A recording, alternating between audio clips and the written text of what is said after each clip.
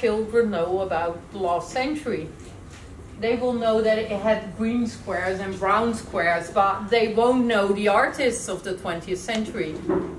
They will turn back to the 17th century, and that's not because the art is better or nicer, but it's because we show them 17th century and not 21st century art.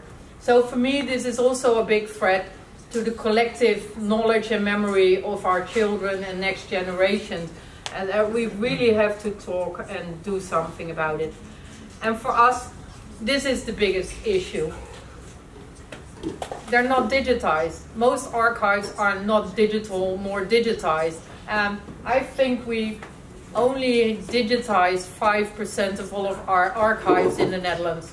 A lot of it is described in a very archival way, but people don't know how to get their data out of these systems. So they will stand there forever and you will never know what's in there. And I was this afternoon showing the way you can find information about Anne Frank. There's a lot of information about Anne Frank in our national archives, but you have to go to at least 5 or 6 different organizations. You have to know how their computer systems work.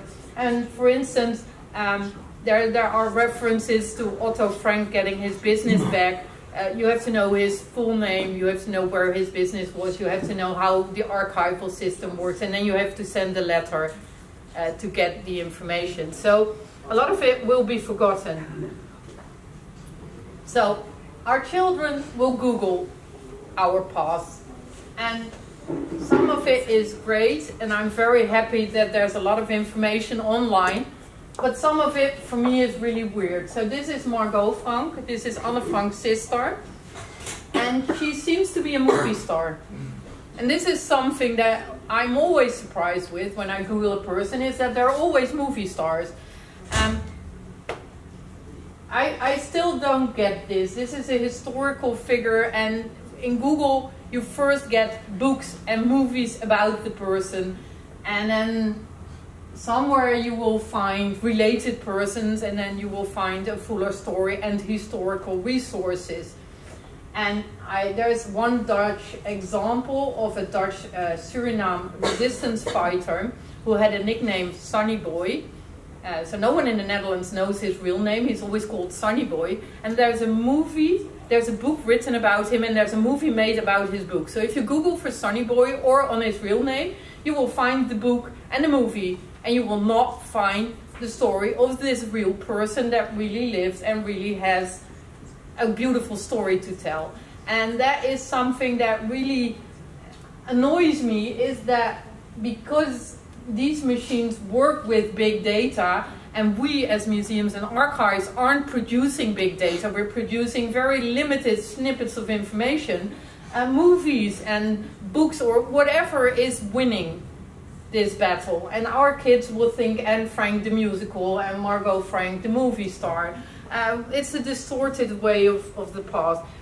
So someone pointed this statistic at me, and I want to end with a very happy slide, not a very depressing slide. Archivists and museums can actually beat news websites and big data.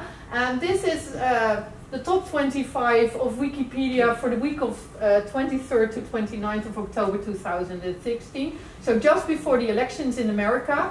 And this was the most popular image on Wikipedia. And this is a painting in the Rijksmuseum of Antonie van Leeuwenhoek, a very famous Dutch scientist from the 17th century. And I have to still figure out, it says, was celebrated his discovery of little animals. He used a microscope and he discovered microscopic small bugs.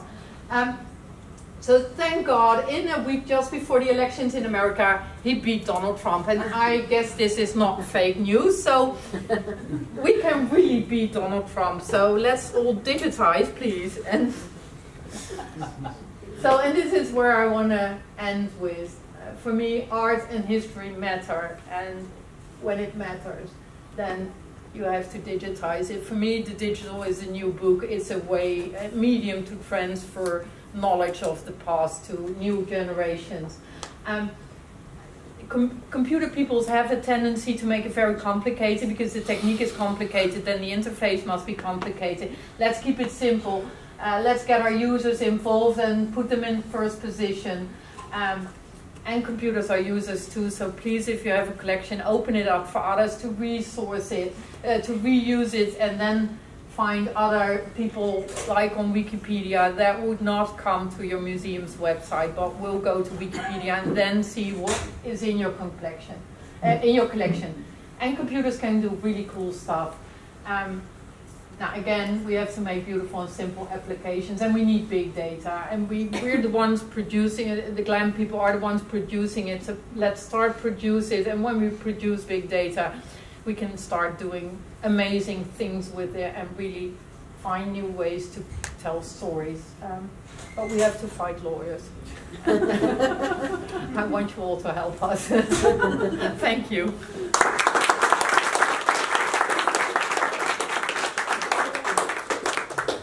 Thank you, Lizi, for this fascinating lecture. And we now have some time for questions, so it's your time now if you have any questions. First of all, it was really interesting and really inspiring. But if I understand you correctly, then in the ideal world, if you succeed in your work, instead of having to fly to Paris and see the Mona Lisa, I can put on my VR goggles and see the Mona Lisa in excellent resolution, to the most minute detail, better than I would ever be able to see with all the people, you know, and with all the glass walls surrounding it. So in a way, I don't have to go there anymore. So what's the purpose of the museum? I mean, the physical museum, the physical buildings. I mean, what are they going to be used for once I have everything on my laptop? Basically? Well, we actually call this the Mona Lisa effect because, you know, in the 19th century, people started producing art books, and the Mona Lisa was reproduced many times. Everyone had an art book with the Mona Lisa in it. And what do people do when they see a beautiful reproduction of a work of art? They go to the museum to see the real thing. And this is, I think, what happened at the Rijksmuseum too. We put the high-resolution images online, and we have, I think the Rijksmuseum now has somewhere between 2 and 3 million visitors a year, which is a tenfold of what the museum had before it was reopened. So the effect of putting your collection online in high resolution so people can zoom in on it and see all the details is that they want to experience the real work of art. So I don't think museums will ever close.